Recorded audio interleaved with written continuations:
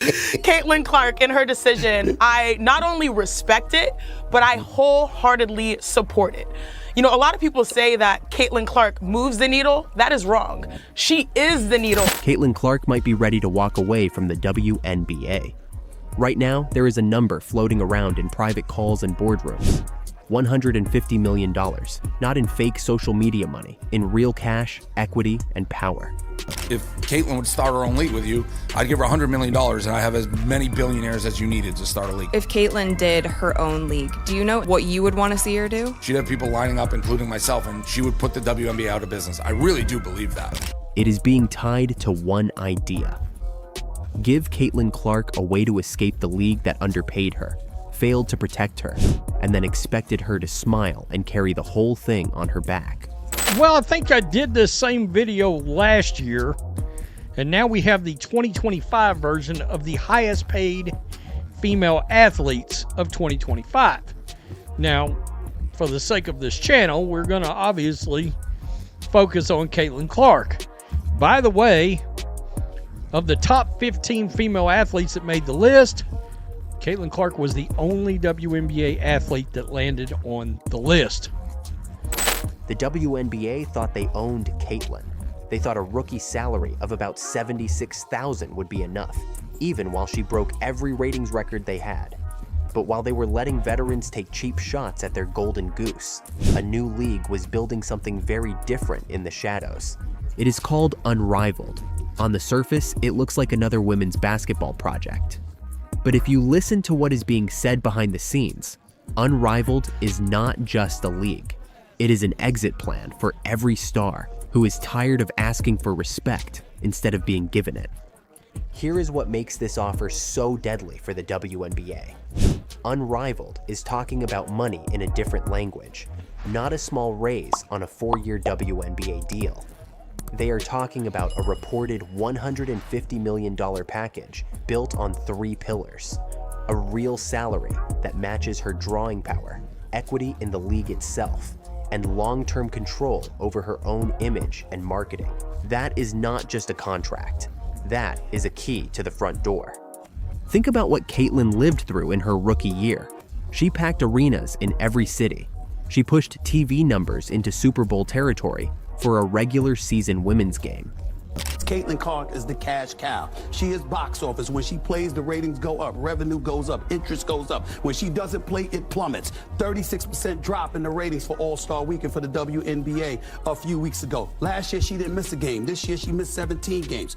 This is a person that everything she touches with women's basketball turns to gold. They didn't have charter jets until she arrived. She arrived, they had charter jets 2 weeks later.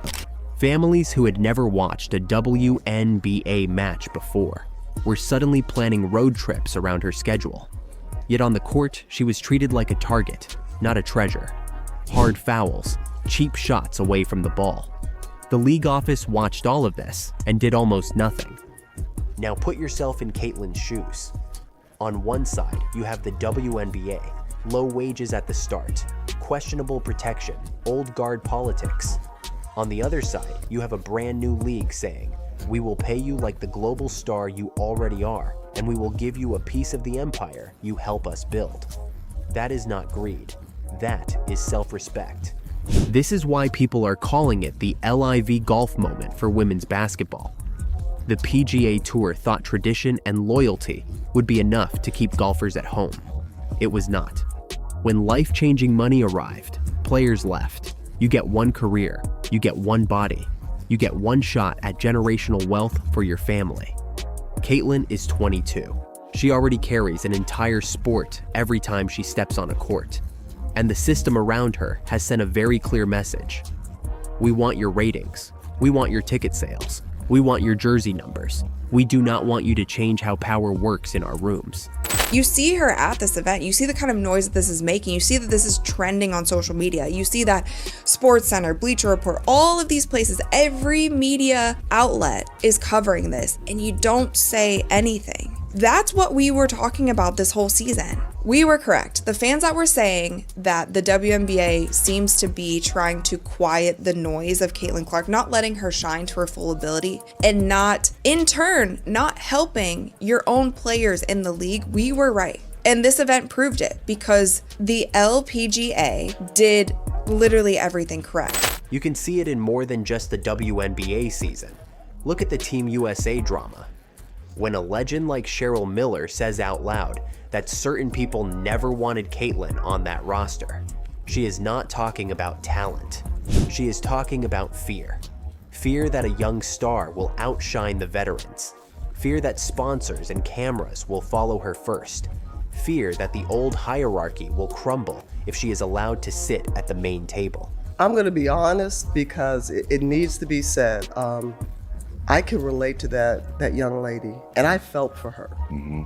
I know what it's like to be hated. I know what it's like to be a black woman and hated because of my color. Yeah. I can't imagine this young lady, I don't want to use hate, but despised. Mm-hmm. And people just having, she brought some on herself a little bit because she's cocky for a good reason. Mm-hmm. Confident.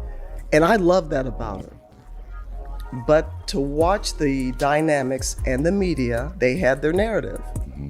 And I was pleased and proud to see the narrative wasn't the truth. Right. So now imagine this. It is 2026. Caitlin Clark looks at that fear and walks anyway. She signs the unrivaled deal, 150 million reasons to stop begging for respect and start owning it. What happens next? The WNBA schedule comes out and something feels off. The Indiana Fever are just another team again. TV partners who paid for Caitlin are suddenly on the phone asking for discounts. National games move off prime time. Arena crowds shrink. Those sold-out buildings from her rookie year slide back into the lower bowl patches we all remember.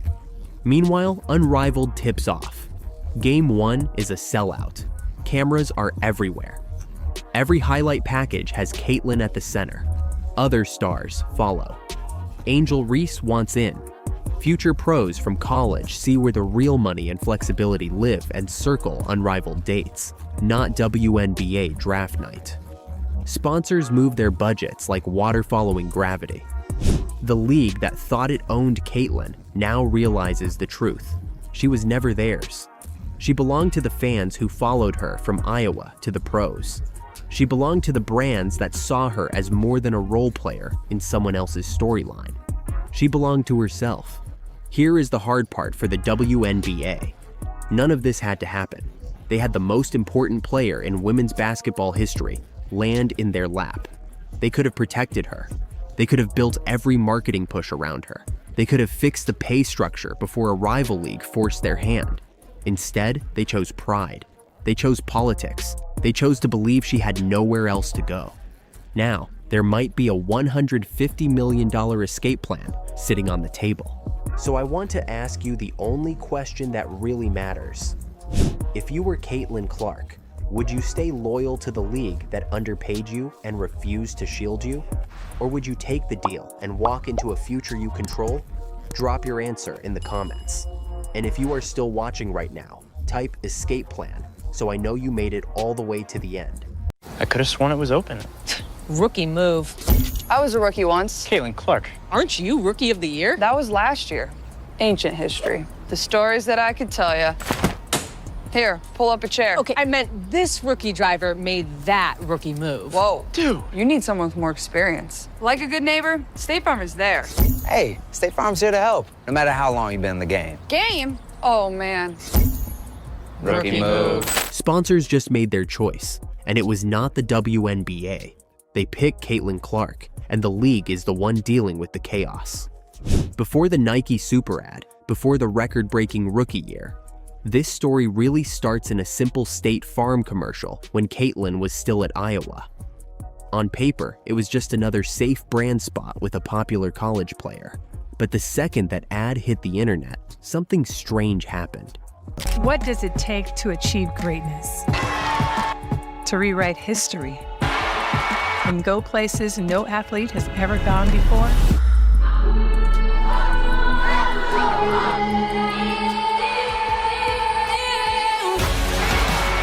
It takes passion, heart, and a community that's there for you every step of the way. State Farm is proud to cover greatness. Caitlin did not look like a nervous student reading off a teleprompter. She looked like someone who had been doing national campaigns for a decade. Her timing was perfect. Her reactions felt natural. She held the screen the way a movie star does, and the numbers backed it up. That one little ad outperformed full WNBA Finals marketing pushes. More engagement, more watch time, more people actually talking about the brand. Inside boardrooms, the conversation shifted overnight. It was no longer, should we do more with women's basketball? It became, how do we get Caitlin Clark, and what will it cost us if we do not? Nike, Gatorade, Wilson, State Farm, every major sponsor started running the same calculation. Why spend millions spreading budget across an entire league when one player is clearly moving the needle by herself? On social media, on YouTube, on TV, the pattern was obvious. If Caitlin was in the clip, it traveled. If she was not, it struggled. But while brands were quietly planning how to grab a piece of the Caitlin economy, Nike had a very different problem. Fans were starting to call them out. Viral Dear Nike style posts slammed the company for using phrases like believe in women, while staying silent when female athletes needed real support. Nike. Dear Nike. Dear Nike. Why won't you stand up for me? Why won't you stand up for me? Why won't you? Why do you claim to support women and girls? Yet when we need you most, you remain silent. Today, males are claiming our identity, our sports, our spaces. Men and boys are stealing opportunities, medals, trophies, and our future. And it's not fair or just. In fact, it's often dangerous. Yet you refuse to use your platform to stand up. You say you're for social justice and progress. So why do you allow men's rights to come before ours? See, with a big platform comes an even bigger responsibility. You have a chance to do the right thing, not just do the easy thing. So we're asking you, Nike. So we're asking you, Nike. So we're asking you, Nike. As the biggest voice in all of sports. Will you stand up for me? Will you stand up for me? Will you stand up for me? Will you stand up for me? Will you? People were asking, do you actually stand with women, or do you just sell shirts with slogans? At the same time, the one player everyone wanted was a woman they could not afford to mishandle. Caitlin was becoming the face of an entire generation. If Nike stayed away, they looked out of touch. If they jumped in and messed it up, they proved the critics right. Their answer was not a press conference. It was a commercial. Lights down, locker room, silence. Caitlin alone, sitting with her thoughts. The camera creeps in. She opens her eye. For a split second, it looks like a snake. Then, you realize it is the Black Mamba logo sitting inside her pupil. The message is not subtle. This is the new ruthless competitor. This is the one who does not blink. And I saw this commercial yesterday on social media. I thought it was so cool. There's a shot when she's in the locker room and she opens her eye and it like turns into what looks like a snake eye, but when you zoom in, it's actually the Kobe logo in her eye. And as you know, Kobe's nickname was the Black Mamba. I just felt like across the board, this commercial was a 10 for 10. And a lot of people have been getting on Nike because they don't feel like they have been promoting Caitlin as much as they should. But I will say we have to give credit where credit is due. I feel like in the past month or so, they have been tweeting about Caitlin more. And then obviously with this shoe release, they made this super sick commercial to promote it. The ad hits the internet and explodes. Millions of views, reaction videos, slow motion breakdowns of that one eye shot. People calling it one of the best basketball ads in years. Nike gets the halo effect, but behind the scenes, every marketing executive sees the same thing again. When Caitlin is the center, people care. When the logo or the league is the center, people scroll. That is where the real shift happens. Sponsors do not just support women's basketball in general anymore. They start carving out budget with her name written on it. Caitlin campaigns, Caitlin capsules, Caitlin segments, Caitlin events. And that is exactly where the chaos starts for the WNBA. On the surface, everything looks amazing. Her games sell out. Ticket prices jump the second her team is in town. Networks suddenly want more of her in prime time. Her jersey sells out. Her signature basketball becomes a collector item before she has even finished her first season. But look at the rest of the map. Teams that do not have Caitlyn come through that often are playing in half-empty arenas. Other stars, even MVPs and champions, are getting a fraction of the national ad time. League-wide campaigns that used to lift everyone now feel like an afterthought next to whatever Caitlyn is doing this week. If you are a veteran who spent a decade building the W, and you watch a rookie scoop up almost every headline, every sponsor, and every national commercial, how do you feel? Proud that the game is finally getting attention, but also, honestly, a little invisible. That tension leaks into everything. Owners start asking the league for more access to her games. TV partners want their schedules built around her calendar. Fans fight online about protecting the league versus riding the hot hand. Some players hint that the playing field does not feel level. Others point out that without her, the money is simply not coming in at all. Sponsors did what sponsors always do. They followed results. They picked the asset that delivered. From their point of view, it is simple. Caitlyn gives them numbers the league never could. But for the WNBA, that choice has a cost. If most of the new money flows through one player, what happens to the rest of the ecosystem? What happens to small market teams that used to rely on league sponsors to survive? What happens to the next generation of stars if brands decide it is Caitlyn or nothing? There are two paths from here. In the bad version, the league stays fragmented. Sponsors keep cherry-picking the same one or two names. Other teams and players fall further behind. Resentment grows. The WNBA looks like a one-woman show instead of a rising league. In the better version, the WNBA uses Caitlyn's numbers as a weapon. They walk into TV meetings and say, "This is what one player can do." Imagine what we can do if we build real rivalries, real storylines, and put more stars in the spotlight. They negotiate smarter deals. They package games in ways that force attention on the whole product, not just one player. Here is the uncomfortable truth. Sponsors did not just pick Caitlyn Clark over the WNBA. They picked clear results over a struggling brand. Now the league has to decide whether to fight that or to use it. If you were running the WNBA, what would you do? Would you build almost everything around Caitlyn Clark and ride the wave? Or push back and try to spread the spotlight, even if it means leaving some money on the table? Let me know what you think in the comments. And if you are still watching, drop Caitlyn Economy down below, so I know you made it to the end. Since she has signed this contract, you guys, and her WNBA season has come and gone. And with that, Nike has not done one thing to promote her. We have not seen any commercials. We have not seen any ads. We have not seen any Caitlyn Clark merchandise. And we for sure as hell have not seen any Caitlyn Clark signature shoes. It is mind-blowing. Nike faced an unprecedented crisis. After months of public pressure from women's sports advocates, the brand was accused of abandoning female athletes despite decades of girl power messaging.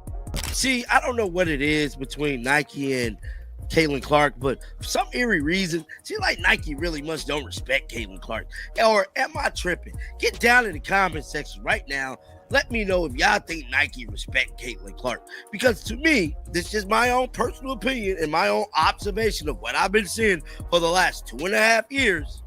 Nike don't really respect Caitlyn Clark like that. And to me, every other brand do. Everyone wanted to know, would Nike step up for Caitlyn Clark or would they hide? Their answer shocked the internet, and it all started with one eye. Before the Nike storm, before the global phenomenon, Caitlyn was just another college athlete. But the State Farm commercial changed everything. It wasn't scripted nervousness. It was professional effortlessness. One single commercial outperformed entire WNBA final marketing campaigns. What does it take to achieve greatness? To rewrite history and go places no athlete has ever gone before?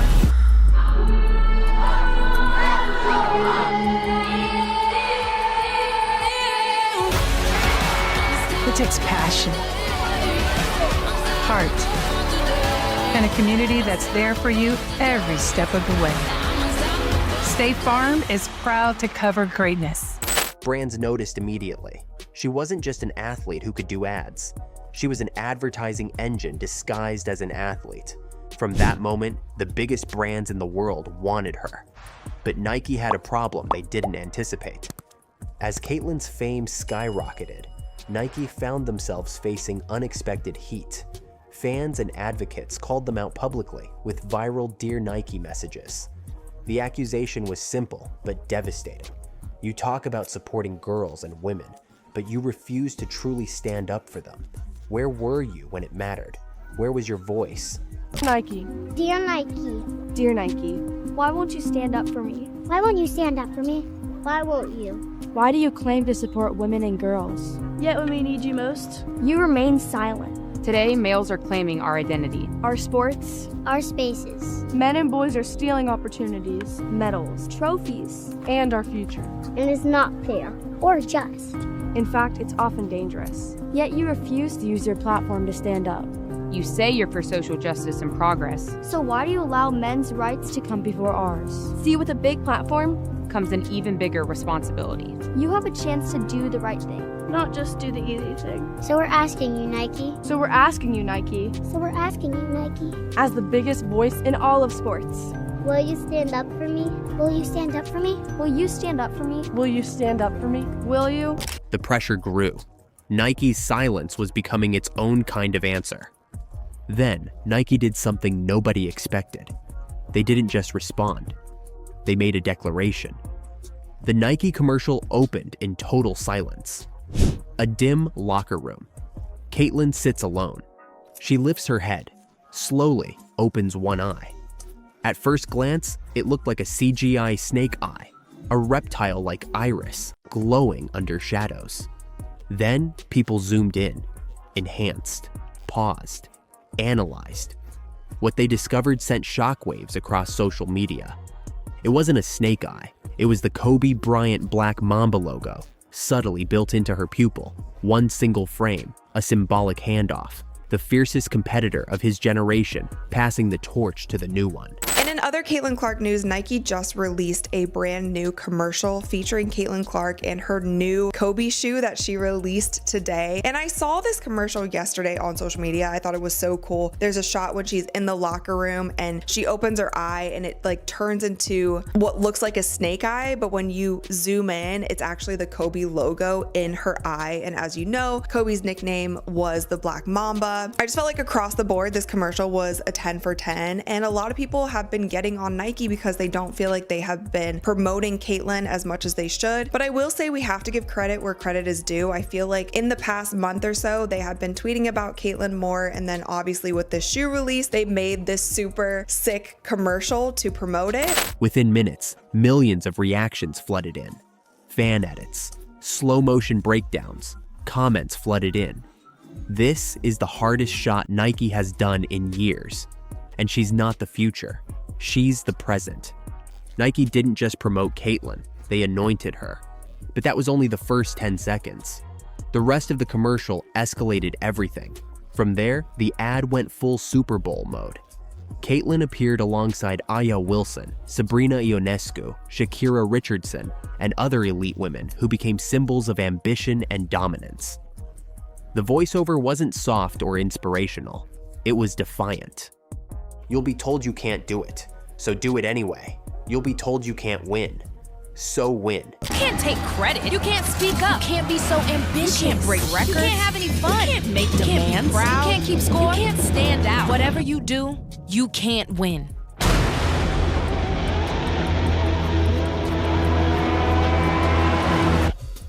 So win. Every shot, every line, every athlete carried the same message. Try to stop us, you won't. The viral explosion that followed centered entirely on Caitlin. While every star delivered impact, her scenes felt like a spotlight moment.